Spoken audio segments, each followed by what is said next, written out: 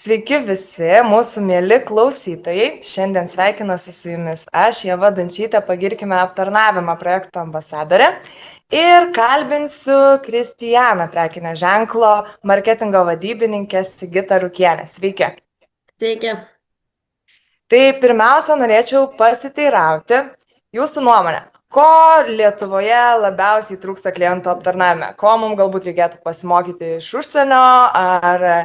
Ar šiaip pas mus viskas yra tvarko ir galbūt kaip tik kažko pirmaujam? Jo, klausimas geras. Iš tikrųjų norėčiau atsakyti, kad jo, viskas tvarkoje, viskas tenkina, bet dėja, realybė yra tokia, kad vis dar trūksta šiek tiek to atsidavimo pačiai įmoniai, nes darbuotojai tiesiog žiūri, kaip atėjau, atidirbau, išėjau. O norisi to tikėjimo, galbūt dalinai atsidavimo savo paslaugų sektoriui, savo produktą parduodant. Kartais pritrūksta to, patys klientai galbūt netiki, kad pardavėjas tiki savo produktu. Supratau, tai daugiau tapatintis su tuo, ką pardavinėjame ir siūlome klientams. Mano pasiūlymas toks būtų, iš tikrųjų, tas žmogiškasis faktorius labai lemiantis yra ir norisi jaustis pakonsultuotam, galbūt paprastąją tarme. Tai kartais to pritrūksta iš tikrųjų. Supratau. O jūsų tiksliniai klientai, taip žiūrint, vis dėlto prekiaujat tokia grožio sektoriuje labiau. Ar vyrai irgi yra dažnas klientas, tas vyras, kuris galbūt įsigyja prekes savo, ar daugiau tai yra vien moteris, o jeigu vyrai, tai dažniausiai vis tiek moterims? Dauguma vyrų vis dar renka dovaną savo artimiausiams, tai nebūtinai savo moteriams. Tai gali būti dukra, mama ar tiesiog kolegės. Šiaip gražus gestas iš tikrųjų, bet pastebiu tikrai, kad dažniausiai jau dažnėja, kad vyrai ateina įsigyti savo produkcijos. Jie domisi iš tikrųjų, ypač nišinė parfumerija, kremais iš tikrųjų, kas labai džiugina, kad vyrai tikrai save prisižiūri. Ir tai jau nebegalėčiau išskirti, kad kurioje pusėje yra dauguma. Mhm. Tai kaip tik neseniai dar pažįstama viena manikiūrus daro ir minėjo, sako, kaip man faina matyti, kad nors kartą gyvenime vyrai pasidaro manikiūrą prieš vestuvės.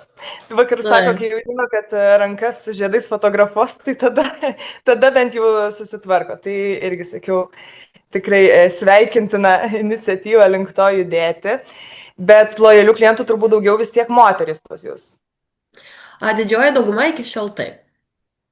Bet Supratau. stengiamės iš tikrųjų prižiūrėti ir savo kiekvieną lojalų pirkėją, klientą, vertiname juos labai ir tikrai pastebim, kad ir vyrų daugėja ir kviečiame juos prisijungti ir specialius pasiūlymus kažkokius organizuojam. Tai ir vyram išskiriam segmentą, akcijas visokias, tikrai kviečiam. Tai Mhm. judama link O to. kaip Aha, o kaip klientai gali tapti pas jūs lojaliais jūsų klientais ir kokia jiems to vertė, ką iš to gauna klientai? Hmm.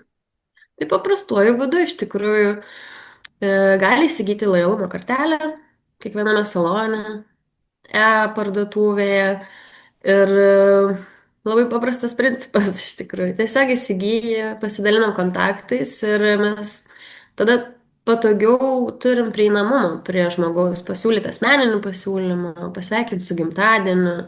Tai iš tikrųjų pačiu paprasčiausiu principu. Reikia pas mus tik užeiti.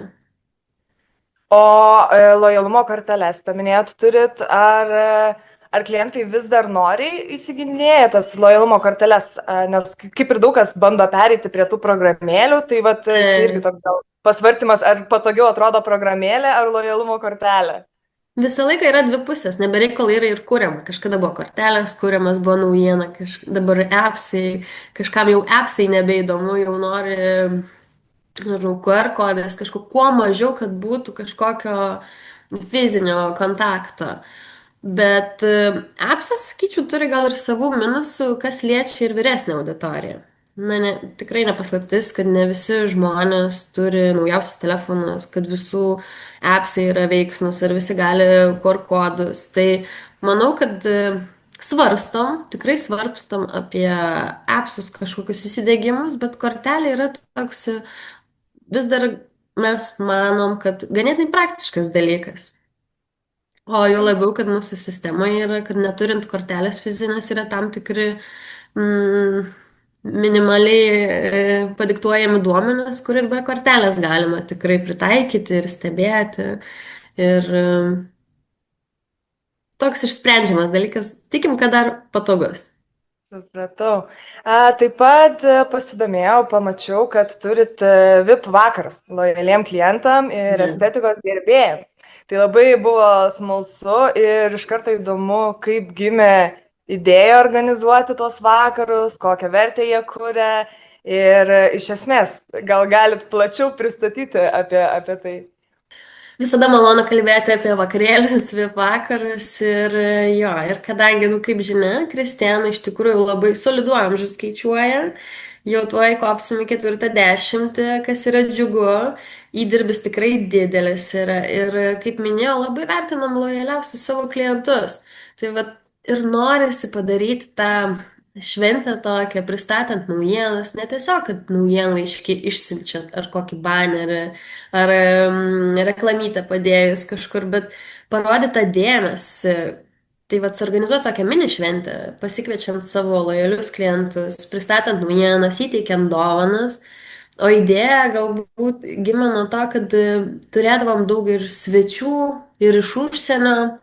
Ir Juozas Statkevičius pas mus nepaslaptis dažnai lankas ir būna vakaro žvaigždė, tai kad visą tai sujungt ir savo klientus pakviesti, kartu su mumis švęsti, sužinoti, tai iš tokių praktinių, žmogiškųjų iš tikrųjų paskatų, norint supažindinti ir su prabangiausiais ženklais, ir su draugiškąją, tą draugiškuoju segmentu, nes tikrai turim labai ir kokybiškų, ir kurių kainos yra draugiškos, ir turim žinoma ir tų prabangos prekių.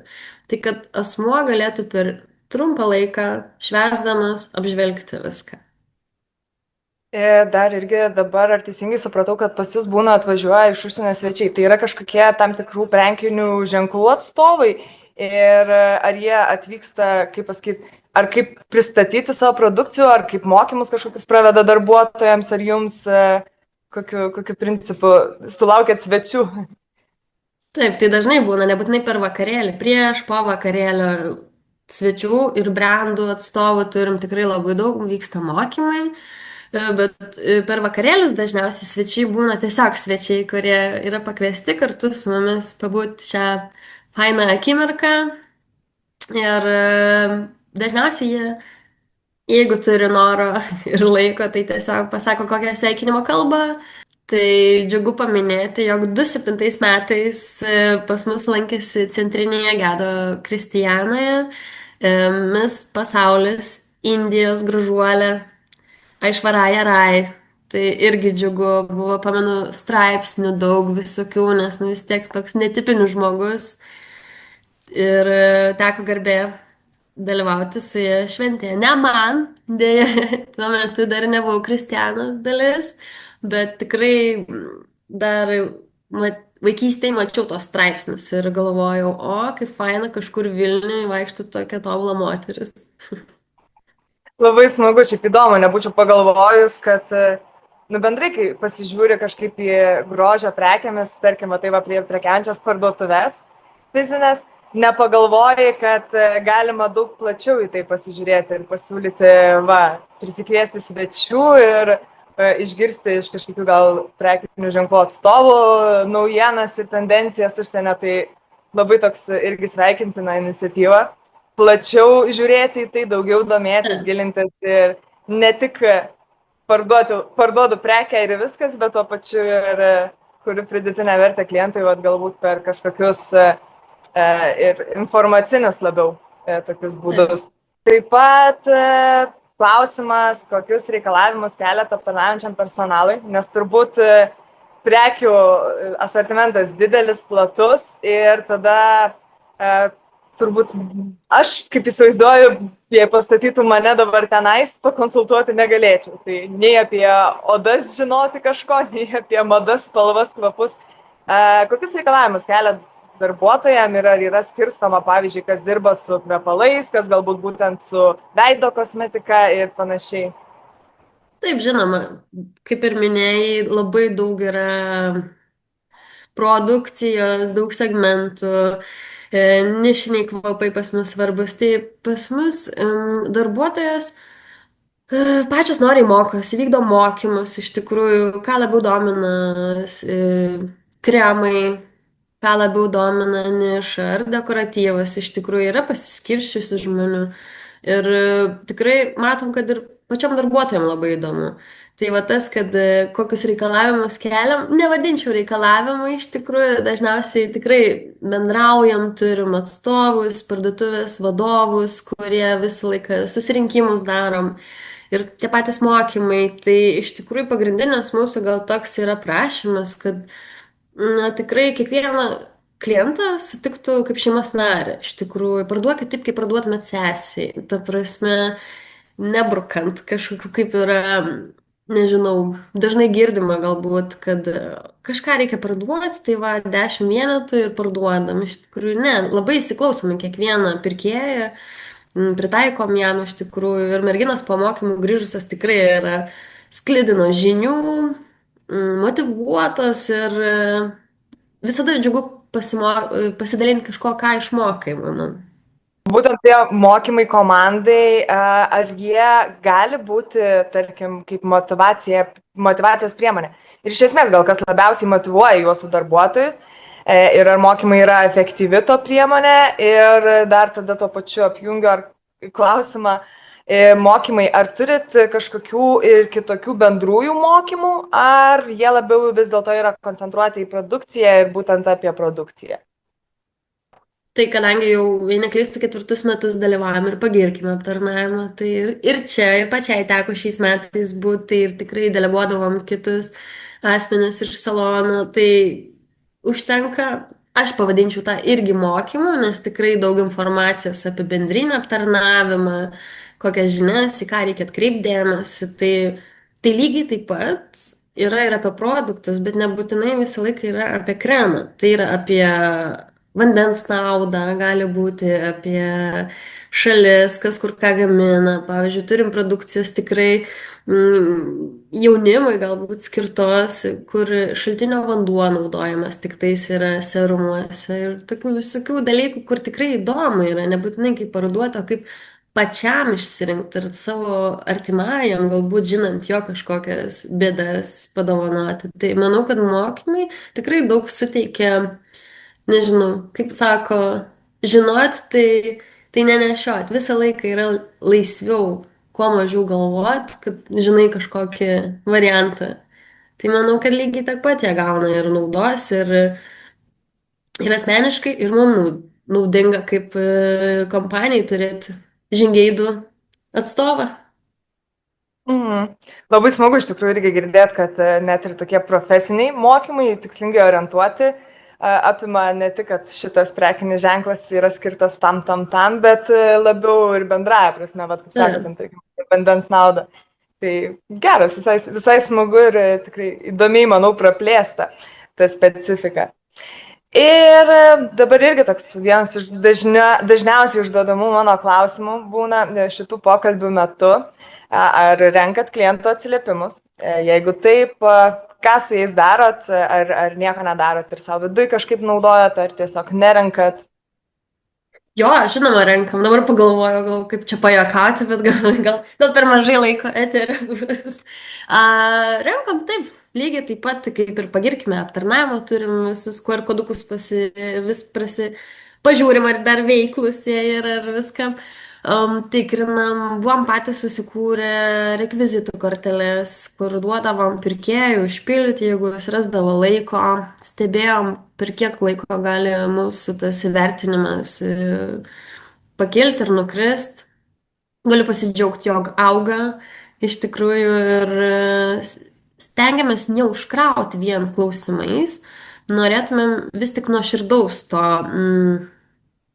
potyrio, to įvertinimo, kad žmogus nejaustų spaudimo, kaip sakant, vertindamas mus. Iš tikrųjų, tai atsižvelgiam, kaip ir kiekviena Kiekvienas verslas tikriausiai yra įdomu, kur ar teisingai judam. Bet kaip ir paminėsiu, svarbiausia yra, kad vertinimas būtų toks, kokio mes ir tikimės savo darbuotoją, kad tikrai įvertintų taip, kaip mes patys jį matom. Mhm. Ir O nesakyčiau, kad maksimaliai renkam ar dar kažkur nesinčiam, ten įvertinkit mūsų kas 10 sekundžių, kaip būna, nežinau. Nesmerkiu ne vieno principo, bet mes užsiemam ganėtinai vidutiniškai tikriausiai šituo klausimu, bet kiekviena nuomonė mums yra svarbi. Labai vertinam tą nuoširdžiai atsineštą nuomonę, o ne kažkurio momentu prispaustą pasakyti. nes irgi, sakom, jeigu mane taip užpultų ir sakytų, nu, tai dabar kokia kokia tavo nuomonė ir reikalautų to atsakymo, tai dažniausiai būna arba viskas gerai, arba viskas blogai, jokio tarpinio realaus varianto. Ir turbūt labai irgi svarbu, jeigu taip, nu, tos, tarkim, įmonės, kurios irgi įvertinkit, nusivertinkit, labai daug kas tiesiog negalvodamas nuoširdžiai, be jokių argumentų vertina viskas gerai, Dilė maždaug atstokite. Taip. Tai ir irgi dar klausimas, gal žinot, ar dalinasi darbuotojai, vat, kurie aptarnauja klientus, ar yra linkę žmonės, tarkim, vietoj duoti kažkokį atgalinį ryšį, ar nelabai būna taip, kad klientai vietoj duoda darbuotojams kažkokį atgalinį ryšį, ar galbūt su darbuotojais, ar kelia čia tą klausimą, ar dalinasi jie, ar nelabai būna tokių situacijų. Oi, situacijų visokių būna. Ko visi tikriausiai žinom, kad visokių žmonių yra ir visokie žmonės mūsų augina. Tai būna tikrai nori, duoda iš karto, kiti net pasiprašo, jeigu merginos užimtas, ypač kokiu kalėdų laikotarpiu, kaip pavyzdys, ten pakuojam dovanėlės ar kažką ir tiesiog aptarnaujam, palinkim geros dienos. Ir matau, žmogus blaškas ir sako, o tai kur kokia kortelė, kur galiu paspausti, kur galiu įvertinti. Patys būna, tikrai pasiprašo. Tai vad kas yra džiugu. Ir malonu, kad dažniausiai e, žmonės nori gerai įvertinti, nes tikriausiai tas bliūkšta jau statistika tokia, kur sakydavo, kad žmonės labai skuba blogai įvertinti, o gerą žodį nutyli. Tai jau, nežinau, per 2 metus matau šiek tiek pokytį, kad tikriausiai lyginasi, nebėra taip, kad tik blogai gali atsiliepti greitai. Tai irgi skatinam, nežinau, visas nuomonės priimti, nes, nu, viską reikia žinot, kur stieptis, kur aukti, į ką atkreipdėmėsi. Nes vis tik, kaip ir minėjau, mums labai svarbus tas mūsų lojalus klientas, o lojalus klientas yra visi, kas atėjo yra į Kristianų ir įsigyja kortelę ar sutikę gauti sveikinimus. Tai jo, iš tikrųjų svarbu ir džiaugiuosi, kad žmonės vertina. Džiaugiuosi, kad dažnai vertina geriau. Labai smagu šitą girdėti, nes mūsų kaip projekto vienas iš pagrindinių tikslų visą laiką buvo skatinti žmonės, bendrai visuomenę, dalintis teigiamom patirtim, nes irgi pamenu prieš kelis metus ir šiaip vis dar kartais pasakau, kur pas mus tikrai dažnas atvejis, kad jeigu blogai, tai parašo ir ten ir pasipiktina visai kaip viešai, o jeigu gerai priema kaip norma, kad taip turi būti. Tai Daug įdirbio į blogį.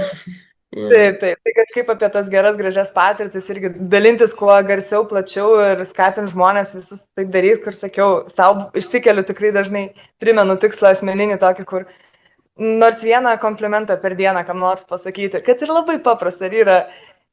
Esu iš tikrųjų taip darius labai nejauku, labai nepatogu, bet specialiai. Taip, sutinku visai, bet priprantu. Tarkim, kažkokį tai mini pagirimą, oi, ten gražus rankinukas. Ir taip tiesiog beigiau tokių, kur sakiau, pati pradėjau tą daryti, pamačiau, kaip sunku ir tada sakiau, gerai, suprantu, kodėl kiti irgi nelinkia taip daryti. Tai tas labai turėjo tokią didelę įtaką. Tvarkoj, tai iš esmės turbūt daugiau mažiau išsiklausinėjau, kas buvo įdomiausia ir norėčiau tikrai palinkėti jum kuo gražesnių rezultatų tiek projekte šiemet, tiek iš esmės klientų aptarnavime ateinančiais visais metais ir kad kiekvienas tas klientas būtų pats laimingiausias ir kad kuo daugiau klientų būtų tie, kurie klaustų, kur rasti tą kortelę, kur palikti tą gražų žodį ir gražų atsiliepimą. Malonu, tikrai. Gražus palinkėjimai, o dar net ne kalėdas. Maži dalykai žavi iš tikrųjų.